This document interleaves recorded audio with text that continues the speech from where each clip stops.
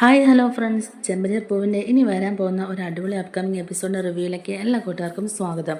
ചന്ദ്രയുടെ അടുത്ത് കേസ് അവസാനിപ്പിക്കാനായിട്ട് നമ്മുടെ രവീന്ദ്രൻ തന്നെ പോയി സംസാരിക്കുന്നുണ്ടെങ്കിലും ചന്ദ്ര അതൊന്നും തന്നെ കൂട്ടാക്കുന്നില്ല കേട്ടോ. രവീന്ദ്രൻ പറഞ്ഞിട്ട് പോലും ചന്ദ്ര അത് അനുസരിക്കുന്നുണ്ടായിരുന്നില്ല. എന്തായാലും ഈ കേസ് ഞാൻ പിൻവലിക്കില്ല. അങ്ങനെ കേസ് പിൻവലിക്കണമെന്നുണ്ടെങ്കിൽ എനിക്കൊരു കണ്ടീഷനുണ്ട്. സച്ചിയും രേവതിയും ഈ വീട്ടിൽ നിന്ന് പുറത്തു പോകണം. അങ്ങനെ ഉണ്ടെങ്കിൽ മാത്രം ഞാൻ ഈ കേസ് പിൻവലിക്കാമെന്നൊക്കെ തന്നെ പറയുകയായിരുന്നു നമ്മുടെ ചന്ദ്ര. എന്തായാലും ചന്ദ്രയുടെ അടുത്ത് കൂടുതൽ സംസാരിച്ചിട്ട് കാര്യമില്ലെന്ന് മനസ്സിലാക്കി തിരിച്ച് രവി വീട്ടിലേക്ക് ചെല്ലുന്നുമുണ്ട്. അവിടെ ചെന്ന് അമ്മയോട് സംസാരിച്ചപ്പോൾ അമ്മ എന്താ പറഞ്ഞെന്നൊക്കെ വീട്ടിലെത്തിയ ശേഷം രവിയോട് സച്ചിയും രേവതിയും വർഷയും ശ്രീകാന്തും ഒക്കെ ചോദിക്കുന്നുണ്ട്.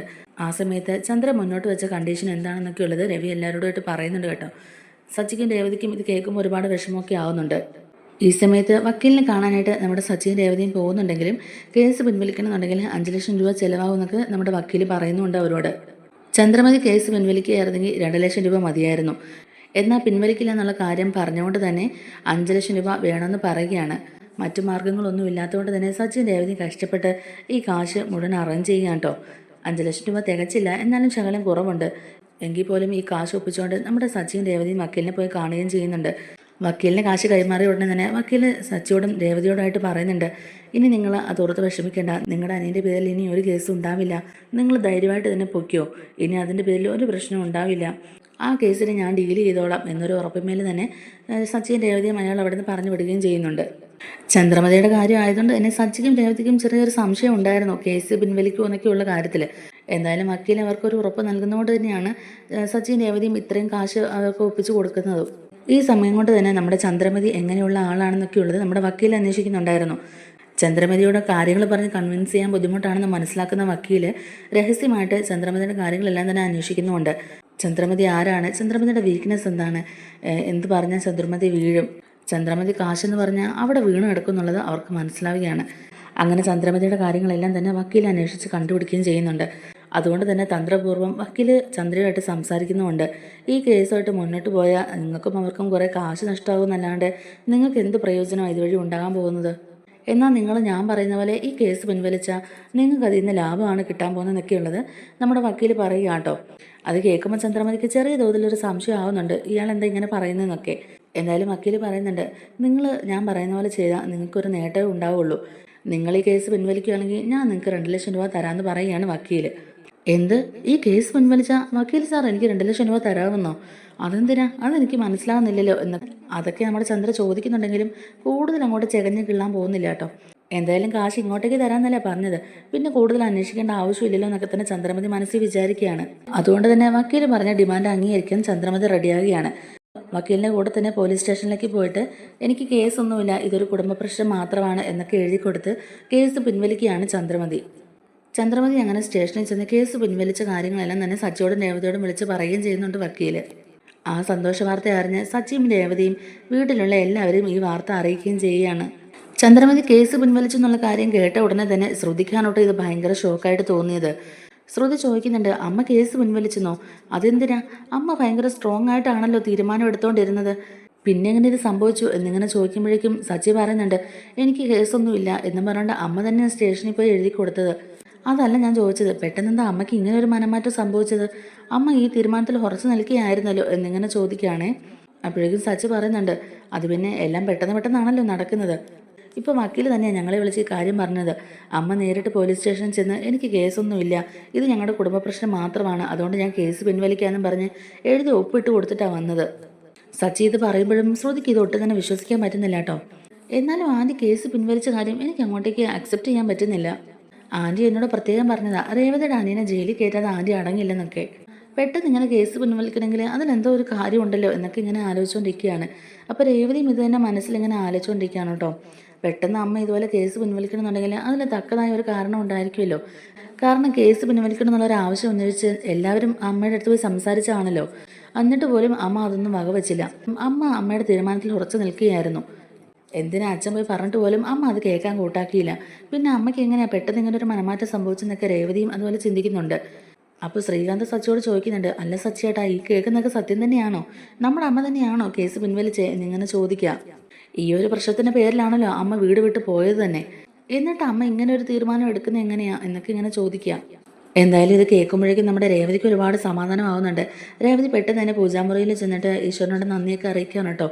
അമ്മ കേസ് പിൻവലിച്ചില്ലെങ്കിൽ ശരത്തിനെ ഉറപ്പായും പോലീസ് അറസ്റ്റ് ചെയ്യുമെന്നും അവനെ ജയിലിലേക്ക് കൊണ്ടുപോകുന്നുള്ളതൊക്കെ അറിയാമായിരുന്നല്ലോ. പിന്നീട് അവൻ്റെ ഭാവി തന്നെ ഇല്ലാതായി പോകുന്നോർത്ത് പേടിച്ചിരിക്കുകയായിരുന്നു എല്ലാവരും.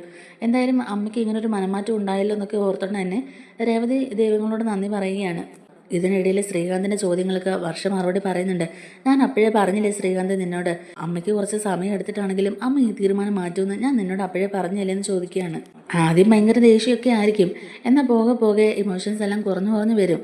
കുറച്ച് സമയം കൊടുത്താൽ തീരാവുന്ന പ്രശ്നമുള്ളൂ എന്ന് ഞാൻ അവനോട് പറഞ്ഞതാ എന്നൊക്കെ ഇങ്ങനെ പറയുകയാണ് വർഷ. കാര്യങ്ങളൊക്കെ മനസ്സിലാക്കാൻ ആൻറ്റിക്കും കുറച്ച് സമയം എടുക്കേണ്ടി വന്നു. ഇപ്പം എന്തായാലും ആൻറ്റിക്ക് കാര്യങ്ങളൊക്കെ മനസ്സിലായിട്ടുണ്ടാവുമല്ലോ. അതുകൊണ്ടാണല്ലോ ആൻറ്റി എന്തായാലും കേസ് പിൻവലിക്കാൻ തയ്യാറായെന്നൊക്കെ തന്നെ വർഷ പറയുകയാണ്. അപ്പോൾ രവീന്ദ്രൻ പറയുന്നുണ്ട്, അതൊക്കെ ശരിയാണ്, പക്ഷേ ഞാൻ പോയി പറഞ്ഞിട്ട് പോലും അവൾ ഒരു കുലുക്കമില്ലാതിരുന്നതാണല്ലോ. എന്നിട്ടും അവളിപ്പം പെട്ടെന്ന് ഇത് പിൻവലിക്കണമെന്നുണ്ടെങ്കിൽ അതിന് പിന്നിൽ എന്തോ ഒന്നില്ലേ എന്നൊക്കെ ഇങ്ങനെ രവി സംശയത്തോടെ ചോദിക്കുക. അപ്പോൾ ശ്രുതിയും പറയുന്നുണ്ട്, അതേ അച്ഛാ, അത് തന്നെയാണ് എനിക്കും തോന്നുന്നത്. ആനി ഈ കേസ് പെട്ടെന്ന് പിൻവലിക്കുമെന്ന് എനിക്ക് തോന്നുന്നില്ല എന്നൊക്കെ തന്നെ നമ്മുടെ ശ്രുതിയൊക്കെ പറയുന്നുണ്ട്. ഈ കേസിൻ്റെ പേരും പറഞ്ഞല്ലേ ആൻറ്റി ഇവിടുന്ന് മാറി താമസിച്ച തന്നെ. അതുപോലെ സച്ചിൻ രേവതിക്ക് ഈ വീട്ടിൽ നിന്ന് ഇറങ്ങിപ്പോയാൽ മാത്രമേ കേസ് പിൻവലിക്കുള്ളൂ എന്നല്ലേ പറഞ്ഞുകൊണ്ടിരുന്നത്. എന്നിട്ട് ആൻറ്റി ഇങ്ങനെ ഒരു തീരുമാനം എടുത്ത് എന്താണെന്നൊക്കെ ഇങ്ങനെ ചോദിക്കുകയാണേ. അപ്പോഴേക്കും സച്ചി ചോദിക്കുന്നുണ്ട്, അതെന്താ ശ്രുതി നീ അങ്ങനെ പറഞ്ഞത്? അമ്മ കേസ് പിൻവലിക്കാൻ പാടില്ലായിരുന്നോ? അമ്മ കേസ് പിൻവലിച്ചത് നിനക്കെന്താ ഇഷ്ടപ്പെട്ടില്ലേ എന്നിങ്ങനെ ചോദിക്കുകയാണ്. ഉടനെ ശ്രുതി പറയുന്നുണ്ട്, അയ്യോ ഞാൻ അങ്ങനെയല്ല ഉദ്ദേശിച്ചത്. ആൻറ്റി ഈ കേസ് പിൻവലിക്കില്ല എന്ന് സ്ട്രോങ് ആയിട്ട് തീരുമാനം എടുത്തിരുന്നതാണല്ലോ. പിന്നെ പെട്ടെന്ന് ആൻറ്റി എന്താ കേസ് പിൻവലിച്ചെന്നുള്ള രീതിയിൽ ഞാൻ ഇങ്ങനെ ചോദിച്ചെന്നേ ഉള്ളൂ. അതിൻ്റെ ഒരു റീസൺ ഉണ്ടാവുമല്ലോ. ആൻറ്റി ഇങ്ങനൊരു തീരുമാനം എടുക്കണമെന്നുണ്ടെങ്കിൽ അതിൻ്റെ പിന്നിൽ ഒരു കാരണം ഉണ്ടായിരിക്കുമല്ലോ, അതാ ഞാൻ ചോദിച്ചത് എന്നൊക്കെ ഇങ്ങനെ ചോദിക്കുകയാണ് നമ്മുടെ ശ്രുതി. അപ്പോൾ രേവതി എല്ലാവരോടുമായിട്ട് പറയുന്നുണ്ട്, എൻ്റെ അമ്മയും ദേവും ഒക്കെ അമ്മയെ കാണാനായിട്ടും കേസ് പിൻവലിക്കണം എന്നൊക്കെ ഉള്ളൊരാവശ്യമായിട്ട് ബാമ ആൻറ്റിയുടെ വീട്ടിലേക്ക് പോയിട്ടുണ്ടായിരുന്നു. എൻ്റെ അമ്മ കാല് പിടിച്ച സച്ചേട്ടൻ്റെ അമ്മയോട് അപേക്ഷിച്ചത്. ചിലപ്പം അതൊക്കെ കണ്ടിട്ടായിരിക്കും അമ്മയ്ക്ക് ഇങ്ങനെ ഒരു മനംമാറ്റം ഉണ്ടായത്. അമ്മയും 3 മക്കളെ പ്രസവിച്ച ഒരു അമ്മ തന്നെയല്ലേ, അതുകൊണ്ടായിരിക്കാം അമ്മയുടെ തീരുമാനം മാറ്റിയെന്നൊക്കെ ഇങ്ങനെ നമ്മുടെ രേവതി പറയുന്നുണ്ട്. എന്തായാലും അമ്മയുടെ തീരുമാനം മാറ്റിയല്ലോ, അത് തന്നെ സമാധാനം എന്നിങ്ങനെ പറയുകയാണ് നമ്മുടെ രേവതിയും സച്ചിയും. ഈ സമയത്ത് സച്ചി രവീന്ദ്രൻ്റെ അടുത്തേക്ക് ചെന്നിട്ട് കെട്ടിപ്പിടിച്ചോണ്ട് തന്നെ പറയുന്നുണ്ട്, അച്ഛ അമ്മ എന്തായാലും കേസ് പിൻവലിച്ചില്ലേ, ഇനി അച്ഛൻ ചെന്ന് അമ്മ ഇങ്ങോട്ടേക്ക് കൂട്ടിക്കൊണ്ട് വാ എന്നിങ്ങനെ പറയുകയാണ് കേട്ടോ. അപ്പോഴേക്കും രവീന്ദ്രൻ പറയുന്നുണ്ട്, അതിന് ഞാൻ എന്തിനാ പോകുന്നത്? ഞാൻ പറഞ്ഞിട്ടാണോ അവൾ ഇവിടെ നിന്ന് ഇറങ്ങിപ്പോയത്? അവൾ അവളുടെ ഇഷ്ടത്തിന് തന്നെ ഇറങ്ങിപ്പോയതല്ലേ. അതുകൊണ്ട് അവൾ തന്നെ തിരിച്ചിങ്ങോട്ടേക്ക് വരട്ടെ. പോയവർക്ക് എന്താ തന്നെ തിരിച്ചിങ്ങോട്ടേക്ക് വരാൻ അറിയത്തില്ലേ എന്നിങ്ങനെ ചോദിക്കുകയാണ്. അപ്പോഴേക്കും സച്ചി പറയുന്നുണ്ട്, അച്ഛ അമ്മയെ ഗൗരവമൊക്കെ നോക്കുന്ന ആളല്ലേ, അതുകൊണ്ട് അച്ഛൻ തന്നെ ഒന്ന് പോയി കൂട്ടിക്കൊണ്ട് വാ എന്നിങ്ങനെ പറയും കേട്ടോ സച്ചിയും രേവതിയും ഒന്നിച്ച്. അപ്പോൾ രവീന്ദ്രൻ രേവതിയോടായിട്ടും പറയുന്നുണ്ട്, ഇല്ല രേവതി, ഞാൻ പോയിട്ട് അവളെ ഇങ്ങോട്ടേക്ക് കൂട്ടിക്കൊണ്ട് വന്നിട്ടുണ്ടെങ്കിൽ അത് അവൾക്കൊരു താളം പോലെയാകും. അതുകൊണ്ട് അവൾ തന്നെ ഇങ്ങോട്ടേക്ക് വരട്ടെ. ഈ വീട്ടിൽ എന്ത് പ്രശ്നം ഉണ്ടായാലും അവൾ ഉടനെ ഇറങ്ങി എങ്ങോട്ടെങ്കിലും പോയി കളയും. നമ്മൾ പുറകെ ചെന്ന് തിരിച്ചു വിളിക്കും എന്നുള്ളത് അറിയാം, അതുകൊണ്ടല്ല അവൾ അങ്ങനെ കാണിക്കുന്നത്. എന്തായാലും അവൾ തന്നെ തിരികെ വരട്ടെ, ഞാൻ പോയി അവളെ വിളിക്കുന്നില്ല എന്നൊക്കെ തന്നെ പറയുക. എന്തായാലും അവൾക്ക് തന്നെ പോകാൻ അറിയാമെങ്കിൽ അവൾ തന്നെ തിരികെ ഇങ്ങോട്ട് വരട്ടെ എന്നൊക്കെ നമ്മുടെ രവീന്ദ്രൻ പറയുന്നുണ്ട്. അപ്പോൾ ശ്രീകാന്ത് പറയുന്നുണ്ട്, അച്ഛൻ ഇനി അച്ഛൻ ചെന്ന് വിളിച്ചില്ലെന്നും പറഞ്ഞ് അമ്മ അവിടെ തന്നെ അങ്ങ് നിൽക്കാൻ കൂട്ടാക്കിയാലോ? അച്ഛൻ പോയി വിളിച്ചാൽ ചിലപ്പോൾ അമ്മ ഇങ്ങനെ വരുമായിരിക്കും എന്നിങ്ങനെ പറയുമ്പോഴേക്കും, അതിൻ്റെ ആവശ്യമൊന്നുമില്ല, അവൾ പോകാൻ നേരത്തെ തന്നെയല്ലേ പോയത്, തിരികെയും അവൾ വേണമെങ്കിൽ തന്നെ വന്നോളും. ഞാൻ പോയി അവളെ വിളിച്ചുകൊണ്ട് വരാനൊന്നും നിൽക്കത്തില്ല, അവൾ തന്നെ വന്നോളൂ എന്നൊക്കെ തന്നെ പറയുകയാണ് ശ്രീകാന്തിൻ്റെ അടുത്ത് രവീന്ദ്രനും. അപ്പോഴേക്കും സച്ചി രവീന്ദ്രൻ്റെ അടുത്ത് ചോദിക്കുന്നുണ്ട്, എന്താ അച്ഛൻ ഇങ്ങനെയൊക്കെ? അച്ഛൻ അമ്മയെ കാണാത്തതിൽ വിഷമമുണ്ടെന്നൊക്കെ ഉള്ളത് എനിക്കറിയാം, അച്ഛൻ അമ്മയെ കാണാതിരിക്കാൻ പറ്റത്തില്ല എന്നുള്ളത് ഞങ്ങൾക്കറിയാമല്ലോ എന്നിങ്ങനെ പറയുമ്പോഴേക്കും, ഞാൻ നിൻ്റെ അടുത്ത് അങ്ങനെ പറഞ്ഞോടാ എന്നിങ്ങനെ ചോദിക്കുകയാണ് രവീന്ദ്രൻ. അത് പിന്നെ പറയേണ്ട ആവശ്യമുണ്ടോ അച്ഛാ? എല്ലാ കാര്യങ്ങളും അച്ഛൻ പറഞ്ഞിട്ടാണോ ഞങ്ങൾ മനസ്സിലാക്കുന്നത്? അച്ഛൻ്റെ മുഖത്തെ വിഷമം കാണുമ്പോൾ തന്നെ അറിയാം, അമ്മയെ കാണാത്തതുകൊണ്ടാണ് അച്ഛൻ ഇത്രയും വിഷമം എന്നുള്ളതൊക്കെ ഞങ്ങൾക്ക് മനസ്സിലാവും എന്നൊക്കെ തന്നെ പറയുകയാണ് നമ്മുടെ സച്ചി. രവീന്ദ്രൻ പറയുന്നുണ്ട്, അത് നിനക്ക് വെറുതെ തോന്നിയതായിരിക്കും, എനിക്കിപ്പോൾ അങ്ങനെയുള്ള ഫീലിങ്സ് ഒന്നുമില്ല. ഞാൻ പറയുന്നത് കേൾക്കാതെയല്ലേ അവൾ അവളുടെ സ്വന്തം ഇഷ്ടത്തിന് പോയത്, അപ്പോൾ പിന്നെ അവൾ അവളുടെ സ്വന്തം ഇഷ്ടത്തിന് തന്നെ തിരികെ വരട്ടെ, ഞാൻ എന്തായാലും അവളെ പോയി വിളിക്കുന്നില്ല എന്നൊക്കെ തന്നെ രവീന്ദ്രൻ തീർത്ത് പറയുന്നുണ്ട്. അപ്പോൾ ശ്രുതിയും പറയുന്നുണ്ട്, അതേ അങ്കിൾ പോയി വിളിച്ചാൽ ആൻറ്റി ഉറപ്പായിട്ടും ഇങ്ങോട്ടേക്ക് വരും. ആൻറ്റി ഇല്ലാതെ അങ്കിളിനും പിടിച്ചു നിൽക്കാൻ പറ്റില്ല എന്നുള്ളത് ഞങ്ങൾക്ക് എല്ലാവർക്കും അറിയാം, അതുകൊണ്ട് അങ്കിൾ പോയി ആൻറ്റിയെ കൂട്ടിക്കൊണ്ട് വാ എന്നൊക്കെ ഇങ്ങനെ ശ്രുതിയും പറയുക കേട്ടോ. അതിൻ്റെ ഒന്നും ആവശ്യമില്ല, അവൾ തന്നെ വന്നോളൂ എന്നൊക്കെ പറഞ്ഞ് വീണ്ടും രവീന്ദ്രൻ ഒഴിഞ്ഞു മാറാൻ നോക്കുമ്പോഴേക്കും ശ്രുതി ഉടനെ പറയുന്നുണ്ട്, അച്ഛന് പോകാൻ വൈകി ഞാൻ പോയി അമ്മയെ കൂട്ടിക്കൊണ്ട് വരാമെന്ന്. ശ്രുതി പോകാൻ ഇറങ്ങുമ്പോഴേക്കും തന്നെ സച്ചി ശ്രുതിയെ തടഞ്ഞിർത്തിക്കൊണ്ട് പറയുന്നുണ്ട്, നീ പോയാൽ ശരിയാവില്ല, നീ അവിടെ ചെന്ന് അമ്മയെ വിളിച്ചുകൊണ്ട് വരാനായിട്ട് നോക്കുമ്പോഴേക്കും അച്ഛൻ വന്നില്ലല്ലോ എന്നോർത്ത് അമ്മയുടെ ദേഷ്യം പിന്നെയും കൂടുകയുള്ളൂ. വെറുതെ ആവശ്യമില്ലാത്ത പണിക്ക് പോകണ്ട, അച്ഛൻ തന്നെ പോയി അമ്മയെ കൂട്ടിക്കൊണ്ട് പോകുന്നോളും, അതാ അമ്മയ്ക്കും ഇഷ്ടം എന്നൊക്കെ പറയുക കേട്ടോ നമ്മുടെ സച്ചി. ഉടനെ ശ്രീകാന്ത് പറയുന്നുണ്ട്, അച്ഛാ അമ്മയെ പോലെ അച്ഛനും ഇങ്ങനെ വാശി പിടിച്ച് നിൽക്കില്ലേ, അമ്മയുടെ സ്വഭാവം നമുക്കറിയാമല്ലോ. എന്തൊക്കെ പറഞ്ഞാലും അമ്മയില്ലാത്ത കുറവ് ഈ വീട്ടിൽ നന്നായിട്ടുണ്ട്. അച്ഛൻ തന്നെ ചെന്ന് അമ്മയെ വിളിച്ചോണ്ട് വാ, ഇനി കൂടുതൽ ചോദന ഇറക്കണ്ട. അച്ഛനും അമ്മയെ കാണാതിരിക്കാൻ പറ്റത്തില്ലെന്നുള്ളതൊക്കെ ഞങ്ങൾക്കറിയാം. ചെന്ന് വിളിച്ചോണ്ട് വാ അച്ഛാ എന്നിങ്ങനെ ശ്രീകാന്ത് പറയുമ്പോഴേക്കും, ഞാൻ അവളോട് എത്ര പ്രാവശ്യം പറഞ്ഞതാടാ ഇവിടെ നിന്ന് ഇറങ്ങി പോകരുതെന്ന്.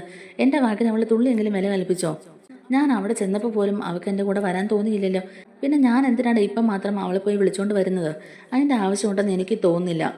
എന്നാലും ഞാൻ അവളെ പോയി വിളിച്ചോണ്ട് വരാനൊന്നും ഉദ്ദേശിക്കുന്നില്ല. നിങ്ങൾക്ക് വേണമെങ്കിൽ നിങ്ങൾ പോയി കൂട്ടിക്കൊണ്ട് പോകാൻ നിങ്ങളുടെ അമ്മേനെ എന്നും പറഞ്ഞിട്ട് തന്നെ രവീന്ദ്രൻ അവിടെ നിന്ന് പോകുന്നുണ്ട്. എന്നിട്ട് രേവതിയോട് പറയുന്നുണ്ട്, മോളെ ഭക്ഷണം എടുക്ക്, എനിക്ക് വിശക്കുന്നു എന്ന് പറയുക. അങ്ങനെ രവീന്ദ്രനുള്ള ഭക്ഷണമെല്ലാം തന്നെ രേവതി വിളമ്പി കൊടുക്കുന്നുണ്ട്. ആ സമയത്ത് തന്നെ എല്ലാവരും ഇരുന്ന് ഭക്ഷണം കഴിക്കുകയും ചെയ്യുക കേട്ടോ. ഇതേ സമയത്ത് തന്നെ നമ്മുടെ ലക്ഷ്മി ആകെ ടെൻഷൻ അടിച്ച് ഇങ്ങനെ ഇരിക്കുകയാണ് കേട്ടോ. സർവ്വ ഈശ്വരന്മാരെയും വിളിച്ച് ചന്ദ്രൻ്റെ മനസ്സ് മാറണമെന്ന് പ്രാർത്ഥിച്ചുകൊണ്ടിരിക്കുകയാണ് ലക്ഷ്മി. ഈ സമയത്ത് തന്നെയാണ് ദേവു ഈ സന്തോഷ വാർത്തയുമായിട്ട് ലക്ഷ്മിയുടെ അടുത്തേക്ക് എത്തുന്നത്. അമ്മേ, രേവതി ചേച്ചി ഇപ്പം വിളിച്ചായിരുന്നു. ശരത്തിനെതിരെ സച്ചിയേട്ടൻ്റെ അമ്മ കൊടുത്ത കേസ് പിൻവലിച്ചു എന്നാണ് പറഞ്ഞത്. അവർ തന്നെ സ്റ്റേഷനിൽ ചെന്ന് കേസ് പിൻവലിച്ചു എന്നും പറഞ്ഞ് എഴുതി സൈൻ ചെയ്ത് കൊടുത്തു അത്രേ. ഇത് കേൾക്കുമ്പോൾ ലക്ഷ്മിക്ക് ഒരുപാട് സന്തോഷമാവുകയാണ്. ലക്ഷ്മി ചോദിക്കുന്നുണ്ട്, ആണോ മോളെ, നേരാണോ നീ പറയുന്നത്? രേവതിയാണോ നിന്നെ വിളിച്ച് ഈ കാര്യം പറഞ്ഞേ എന്നൊക്കെ ഇങ്ങനെ ചോദിക്കാം. അതേ അമ്മേ, രേവതി ചേച്ചി ഇപ്പം എന്നെ വിളിച്ചത്. എന്നെ ഇപ്പം വിളിച്ചിട്ട് വെച്ചതേ ഉള്ളൂ. രേവതി ചേച്ചി ഈ സന്തോഷ വാർത്ത പറയാൻ വേണ്ടിയിട്ട് ഇപ്പം വിളിച്ചതാന്നൊക്കെ തന്നെ നമ്മുടെ ദേവവും പറയുന്നുണ്ട്. സച്ചിയേട്ടനും രേവതി ചേച്ചിയും ഇങ്ങോട്ടേക്ക് വന്നുകൊണ്ടിരിക്കുകയെന്നാണ് പറഞ്ഞത്. എന്തായാലും ലക്ഷ്മി പ്രാർത്ഥിച്ചതുപോലെ തന്നെ കാര്യങ്ങളെല്ലാം നടക്കുകയും ചെയ്തല്ലോ. അതുകൊണ്ട് തന്നെ ലക്ഷ്മി ദൈവങ്ങൾക്കുള്ള നന്ദിയൊക്കെ അറിയിക്കുകയാണ് കേട്ടോ.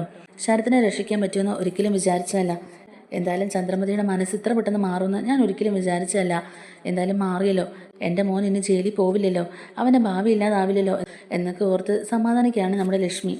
വീണ്ടും മേങ്ങലടിച്ച് കരയുന്ന ലക്ഷ്മിയെ കണ്ടുകൊണ്ട് തന്നെ ദേവ് ചോദിക്കുന്നുണ്ട്, അമ്മേ ഇനി എന്തിനാ അമ്മ കരയുന്നത്? ഇപ്പോൾ ഒരു കുഴപ്പമില്ലല്ലോ, കേസ് പിൻവലിച്ചല്ലോ, ഇനി ഒരു കുഴപ്പവും ഉണ്ടാവില്ല. അമ്മ ഇങ്ങനെ കരയില്ലെന്നൊക്കെ പറഞ്ഞ് സമാധാനിപ്പിക്കുകയാണ് ലക്ഷ്മിയെ ദേവു. ആ സമയത്ത് തന്നെ അമ്മയെന്ന് വിളിച്ചുകൊണ്ട് രേവതി അങ്ങോട്ടേക്ക് വരുന്നുണ്ട്. രേവതിക്കൊപ്പം സച്ചിയുമുണ്ട്. അവരങ്ങോട്ടേക്ക് കയറി വന്ന പാടെ തന്നെ ലക്ഷ്മി രേവതിയോട് ചോദിക്കുന്നുണ്ട്, നിന്റെ അമ്മ കേസ് പിൻവലിച്ചു എന്നുള്ള കാര്യം നേരാണോ മോളെ? അതേ അമ്മേ, സച്ചിയേട്ടൻ്റെ അമ്മ കേസ് പിൻവലിച്ചു. വക്കീലെ ഞങ്ങളെ വിളിച്ച് പറഞ്ഞ് എന്നിങ്ങനെ പറയുമ്പോഴേക്കും, അതെന്തായാലും നന്നായി മോളെ. ചന്ദ്രമതിക്ക് ഇങ്ങനെ ഒരു മനമാറ്റം ഉണ്ടായല്ലോ എന്നിങ്ങനെ പറയുമ്പോഴേക്കും, അതേ അമ്മേ, അമ്മയുടെ മനസ്സ് പെട്ടെന്നാണ് മാറിയത്. കേസ് എന്തായാലും പിൻവലിച്ചു എന്ന് വക്കീൽ വിളിച്ച് പറഞ്ഞു. അപ്പോഴാണ് ഞങ്ങൾക്കും ഒരു സമാധാനമായത്. എന്തായാലും ഇനി ശരത്തിന് ജയിലിലേക്കൊന്നും പോകേണ്ടി വരില്ലല്ലോ എന്നിങ്ങനെ പറയുകയാണ് സച്ചി. അതേ സമയത്ത് തന്നെ സച്ചിയും രേവതിയും ശരത്തിനെയും കൂട്ടിയിട്ടാണ് കേട്ടോ അങ്ങോട്ടേക്ക് വന്നത്. ശരത്ത് അകത്തേക്ക് കയറാതെ മടിച്ച് പുറത്ത് തന്നെ നിൽക്കുന്നുണ്ട്. സച്ചി ഉടനെ ശരത്തിനെ വിളിച്ചിട്ട് പറയുന്നുണ്ട്, നീ എന്താണ് അകത്തേക്ക് വരാത്തെ? നീ ഇങ്ങോട്ടേക്ക് കയറുവാ, അവിടെ മടിച്ച് നിൽക്കേണ്ട ആവശ്യമൊന്നുമില്ല, കയറുവാ ഇങ്ങോട്ടേക്കെന്ന് പറഞ്ഞ് ശരത്തിനെ അകത്തേക്ക് വിളിക്കുന്നുണ്ട് സച്ചി. ശരത്തിനെ കാണുമ്പോഴേക്കും തന്നെ ലക്ഷ്മി ഓടി ചെന്ന് ശരത്തിനെ കെട്ടിപ്പിടിച്ച് കരയുകയാണ്. നിന്നെ കണ്ടതിന് ശേഷമാണ് മോനെ എനിക്ക് എൻ്റെ ജീവൻ തന്നെ തിരിച്ചു കിട്ടിയത്. എന്നാലും നിനക്ക് കുഴപ്പമൊന്നുമില്ലല്ലോ, ഇനി നിനക്ക് ജയിലിലൊന്നും പോകേണ്ടി വരില്ലല്ലോ എന്നൊക്കെ ഇങ്ങനെ നമ്മുടെ ലക്ഷ്മി പറയുകയാണ്. ആ സമയത്ത് കുറ്റബോധം കൊണ്ട് ശരത്ത് പറയുന്നുണ്ട്, അമ്മ എന്നോട് ക്ഷമിക്കണം, അമ്മയെ ഞാൻ ഒരുപാട് വേദനിപ്പിച്ചു, അമ്മയെ ഞാൻ ഒരുപാട് വിഷമിപ്പിച്ചു എന്നൊക്കെ പറഞ്ഞിട്ട് തന്നെ ശരത്ത് ലക്ഷ്മിയുടെ കാലിൽ വീഴുകയാണ്. ശരത്തിനെ പിടിച്ച് എഴുന്നേൽപ്പിച്ചുകൊണ്ട് തന്നെ ലക്ഷ്മി പറയുന്നുണ്ട്, ഇപ്പം നിനക്ക് മനസ്സിലായല്ലോ മോനെ, ഇങ്ങനൊരവസ്ഥ ഉണ്ടാകാതിരിക്കാൻ വേണ്ടിയിട്ടാണ് മോനെ ഞാൻ ഉപദേശിച്ചുകൊണ്ടിരുന്നത്. ചീത്ത കൂട്ടുകെട്ടുകളിൽ ചെന്ന് പെടരുതെന്ന് ഞാൻ നിന്നോട് പറഞ്ഞുകൊണ്ടിരുന്നത് ഇതുകൊണ്ടാണ്. ഇപ്പം നിനക്ക് മനസ്സിലായില്ലേ അമ്മ എന്തിനാ അങ്ങനെയൊക്കെ പറഞ്ഞെന്നുള്ളതെന്നൊക്കെ ഇങ്ങനെ ചോദിക്കുമ്പോഴേക്കും ശരത്ത് പറയുന്നുണ്ട്, അമ്മേ ശരിയാ അമ്മ പറഞ്ഞത് തന്നെ ശരി, ഞാൻ അമ്മയുടെ വാക്കുകൾ കേൾക്കണമായിരുന്നു, എല്ലാം എൻ്റെ തെറ്റാമ്മേ, അമ്മ പറയുന്നത് ഞാൻ അനുസരിച്ചില്ല, എൻ്റെ ഇഷ്ടത്തിന് ഞാൻ നടന്നു, ഇപ്പം എനിക്ക് എല്ലാം മനസ്സിലായി, എന്തായാലും അമ്മ എന്നോട് ക്ഷമിക്കണം എന്നൊക്കെ പറഞ്ഞുകൊണ്ട് തന്നെ ശരത്ത് വീണ്ടും കരയുകയാണ്. അപ്പോഴേക്കും ലക്ഷ്മി പറയുന്നുണ്ട്, നീ എന്നോടല്ല മാപ്പ് ചോദിക്കേണ്ടത്, നീ ചെയ്ത തെറ്റെല്ലാം അറിഞ്ഞിട്ടും അതെല്ലാം മറച്ചു വെച്ച് നിന്നെ ജയിലിലേക്ക് പറഞ്ഞു വിടാതെ സുരക്ഷിതമായിട്ട് തിരികെ വീട്ടിലെത്തിച്ചത് സച്ചിയല്ലേ, സച്ചിയേട്ടനോടാണ് നീ മാപ്പ് ചോദിക്കേണ്ടതെന്നൊക്കെ പറയുകയാണ്. അവർ കാരണമാണ് നീ ഇപ്പോൾ ജയിലിലേക്ക് പോകാതെ ഇവിടെ ഇങ്ങനെ വന്ന് നിൽക്കുന്നത്. നിനക്ക് ഇങ്ങനൊരു ജീവിതം തന്നത് തന്നെ അവരാ. അതുകൊണ്ട് നീ എന്നും അവരോട് കടപ്പാടുള്ളവനായിരിക്കണം, എന്നും നീ അവരോട് ആ നന്ദി കാണിക്കണം. അവരില്ലെങ്കിൽ നിൻ്റെ ജീവിതം ഇപ്പോൾ എന്തായേനെ, നിൻ്റെ ഭാവി തന്നെ ഇല്ലാതായി പോയേനെന്നൊക്കെ തന്നെ പറഞ്ഞ് ലക്ഷ്മി ശരത്തിനെ ഉപദേശിക്കുകയാണ് കേട്ടോ. അപ്പോഴേക്കും സച്ചി പറയുന്നുണ്ട്, അമ്മ എന്തിനാ ഇപ്പം അവനോട് അങ്ങനെയൊക്കെ പറയുന്നത്? ശരത്ത് നമ്മുടെ വീട്ടിലെ പയ്യനല്ലേ, അവനൊരു പ്രശ്നം വന്നു കഴിഞ്ഞാൽ നമ്മൾ അങ്ങനെ നോക്കി കൈയും കെട്ടി ഇരിക്കുമോ? അവനെ എങ്ങനെയും രക്ഷിക്കാനല്ലേ നോക്കുള്ളൂ, അതല്ലേ ഞാനും ഇവിടെ ചെയ്തുള്ളൂ. അമ്മ ഇനി അതും പറഞ്ഞ് അവൻ്റെ മനസ്സ് വിഷമിപ്പിക്കാൻ നിൽക്കേണ്ട എന്നൊക്കെ തന്നെ സച്ചി പറയാം കേട്ടോ. അപ്പോഴേക്കും ദേവ് പറയുന്നുണ്ട്, സച്ചിയേട്ടൻ പറഞ്ഞതൊക്കെ ശരി തന്നെയാണ്, എന്നാലും സച്ചിയേട്ടൻ ഇപ്പോൾ ചെയ്ത ഉപകാരം അതൊരിക്കലും ഞങ്ങൾക്ക് മറക്കാനാവില്ല എന്നൊക്കെ തന്നെ പറയുകയാണ്. ആ സമയത്ത് ശരത്തും പറയുന്നുണ്ട്, അതേ സച്ചിയേട്ടൻ എന്നോട് ക്ഷമിക്കണം, എന്നോട് മാപ്പാക്കണം, ഞാൻ നിങ്ങളെ ഒരുപാട് വേദനിപ്പിച്ചിട്ടുണ്ട്, പലപ്പോഴും നിങ്ങൾ പറയുന്ന ഒന്നും തന്നെ ഞാൻ അനുസരിച്ചിട്ടില്ല, വക വെച്ചിട്ടില്ല, പക്ഷെ ഇപ്പം എനിക്ക് എല്ലാം മനസ്സിലായി, ഞാൻ എത്ര വലിയ തെറ്റാ ചെയ്തെന്നൊക്കെയുള്ളത് ഇപ്പം എനിക്ക് മനസ്സിലായി എന്നൊക്കെ തന്നെ നമ്മുടെ സച്ചിയോട് നമ്മുടെ ശരത്ത് ഇങ്ങനെ പറയുകയാണ്. അപ്പോഴേക്കും ശരത്തിനെ ഒന്ന് സമാധാനിപ്പിച്ചുകൊണ്ട് തന്നെ സച്ചി പറയുന്നുണ്ട്, ഇതിൻ്റെ ഒന്നും ആവശ്യമില്ലടാ, ഇപ്പം നിനക്ക് കാര്യങ്ങളൊക്കെ മനസ്സിലായില്ലേ, ചീത്ത കൂട്ടുകെട്ടുകളിലൊക്കെ ചെന്ന് പെട്ടിട്ടുണ്ടെങ്കിൽ പിന്നെ നമ്മുടെ ജീവിതം തന്നെ ഇല്ലാതായി പോകും. അതുകൊണ്ട് ഇനിയെങ്കിലും നീ അമ്മ പറയുന്ന കേട്ട് മര്യാദയ്ക്ക് കോളേജിലൊക്കെ പോയി നല്ലപോലെ പഠിച്ച് നല്ലൊരു ജോലിയൊക്കെ മേടിക്കാൻ നോക്ക്. ഇങ്ങനെയുള്ള തെറ്റുകളിലൊന്നും ഇനി ചെന്ന് പെടാതിരിക്കാൻ നോക്കണം. അത് മാത്രമല്ല സച്ചിയേട്ടനോട് ഞാൻ വളരെ മോശമായിട്ട് പെരുമാറുകയും സംസാരിക്കുകയൊക്കെ ചെയ്തിട്ടുണ്ടെന്നൊക്കെ ശരത്ത് ഏറ്റു പറയുക കേട്ടോ. അപ്പോൾ സച്ചി പറയുന്നുണ്ട്, എന്തായാലും നിനക്കിപ്പം കാര്യങ്ങളൊക്കെ മനസ്സിലായല്ലോ, അതുകൊണ്ട് ഇനി നീ അതുപോലുള്ള കൂട്ടുകെട്ടുകളിലൊന്നും ചെന്ന് പെടാതിരുന്നാൽ മതി. അമ്മ പറയുന്നതനുസരിച്ച് ഇനി നീ നല്ല രീതിക്ക് ജീവിക്കാൻ നോക്ക് എന്നൊക്കെ പറഞ്ഞ് ഉപദേശിച്ചുകൊണ്ട് തന്നെ അങ്ങോട്ടും ഇങ്ങോട്ടും സംഭവിച്ച കാര്യങ്ങളെല്ലാം പറഞ്ഞ് ഒത്തുതീർപ്പാക്കി അവർ സന്തോഷത്തോടെ തന്നെ പിരിയുകയാണ് കേട്ടോ. എന്തായാലും ആ കാര്യങ്ങളെല്ലാം പറഞ്ഞിട്ട് തന്നെ നമ്മുടെ സച്ചിയും രേവതിയും തിരിച്ച് വീട്ടിലേക്ക് ചെല്ലുന്നുണ്ട്. എന്നാൽ ഇതേ സമയത്ത് ശ്രുതി ആകെ പെട്ടിരിക്കുകയാണ് കേട്ടോ. കാരണം ആൻ്റണിക്ക് 2 ലക്ഷം രൂപ പെട്ടെന്ന് തന്നെ കൊടുക്കണമെന്ന് പറഞ്ഞിട്ടുണ്ടല്ലോ. അപ്പോൾ ആ ഒരു പൈസ അറേഞ്ച് ചെയ്യാനൊക്കെ ബുദ്ധിമുട്ടി ഇങ്ങനെ ശ്രുതി ഇരിക്കുകയാണ്. അപ്പോൾ ആ ഒരു പൈസ ഇതുവരെ കിട്ടാത്തതുകൊണ്ട് തന്നെ ആൻ്റണി എപ്പോഴും വിളിച്ച് ശല്യം ചെയ്തുകൊണ്ടിരിക്കുകയാണ് ശ്രുതിയെ. നവീൻദാസിൻ്റെ കാര്യം പറഞ്ഞ് ശ്രുതി ഇങ്ങനെ ഭീഷണിപ്പെടുത്തിക്കൊണ്ടിരിക്കുകയാണ് ആൻ്റണി. ശരത്തിൻ്റെ വീഡിയോ പ്രചരിപ്പിച്ചുകൊണ്ട് എന്തെങ്കിലും ഒരു സാവകാശം കിട്ടുമെന്നൊക്കെ നമ്മുടെ ശ്രുതി ഇങ്ങനെ വിചാരിച്ചെങ്കിലും കാര്യങ്ങളെല്ലാം നേരെ ശ്രുതിക്ക് നേരെയാണ് തിരിയുന്നത്. എന്തായാലും ഇപ്പോൾ കേസ് ചന്ദ്രമതി പിൻവലിക്കുകയും ചെയ്തല്ലോ. ശ്രുതിയാണെങ്കിൽ പെട്ടിരിക്കുന്ന അവസ്ഥയിലിരിക്കുകയാണ്. കാരണം ഇനി നവീൻദാസിൻ്റെ കാര്യം പറഞ്ഞ് ആൻ്റണിയെ വലിപ്പിച്ചുകൊണ്ട് പോകാൻ പറ്റില്ല. അവൻ ഇനി ആരോടെങ്കിലും സത്യങ്ങൾ പറഞ്ഞിട്ടുണ്ടെങ്കിൽ ഇതുവരെ കളിച്ചതെല്ലാം വെറുതെ ആയി പോകും. ഇനി പിടിച്ചു നിൽക്കാൻ ഒരു വഴിയും മുന്നിൽ തെളിയുന്നില്ല. ഇനി ആരോട് കടം വാങ്ങിക്കും, ആരോട് പൈസ തിരിച്ചു മറിക്കും എന്നൊക്കെ ഓർത്ത് തന്നെ ശ്രുതി വല്ലാതെ ടെൻഷൻ അടിച്ചിരിക്കുന്നുണ്ട്. എന്തായാലും ശ്രുതിക്ക് നല്ലൊരു തിരിച്ചടി തന്നെയാണ് കിട്ടിയിരിക്കുന്നത്. ശരത്തിനെ കൊടുക്കാൻ നോക്കിയിട്ട് അവസാനം കുടുങ്ങിയിരിക്കുന്നത് നമ്മുടെ ശ്രുതി തന്നെയാണ്. എന്തായാലും ശ്രുതിയുടെ കള്ളക്കളികളൊക്കെ എത്ര നാളിങ്ങനെ മുന്നോട്ട് പോകുന്നൊക്കെയുള്ളത് വരും എപ്പിസോഡിൽ നമുക്ക് കാണാവുന്നതാണ്. ത്രില്ലിംഗ് ആയിട്ടുള്ള എപ്പിസോഡ്സൊക്കെയാണ് കേട്ടോ ഇനി അങ്ങോട്ടേക്ക് വരാൻ പോകുന്നത്. നമ്മുടെ വീഡിയോ ഇഷ്ടമായിട്ടുണ്ടെങ്കിൽ ഒന്ന് ലൈക്ക് ചെയ്യാനും നമ്മുടെ ചാനൽ കൂടി ഒന്ന് സബ്സ്ക്രൈബ് ചെയ്ത് സപ്പോർട്ട് ചെയ്യാനും മറക്കല്ലേ. താങ്ക്